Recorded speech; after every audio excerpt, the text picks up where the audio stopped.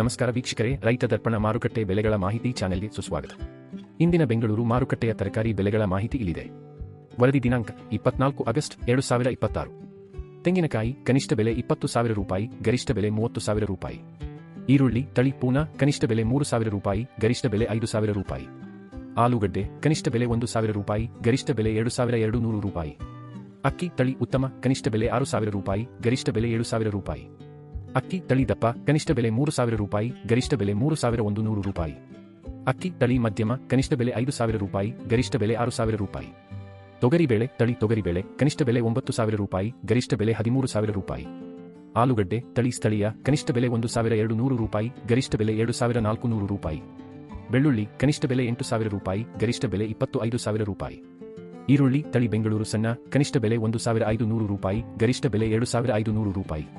ದಿನನಿತ್ಯದ ನಿಖರ ಮಾಹಿತಿಗಾಗಿ ನಮ್ಮ ಇನ್ಸ್ಟಾಗ್ರಾಮ್ ಮತ್ತು ಯೂಟ್ಯೂಬ್ ಚಾನೆಲ್ಗೆ ಸಬ್ಸ್ಕ್ರೈಬ್ ಆಗಿ.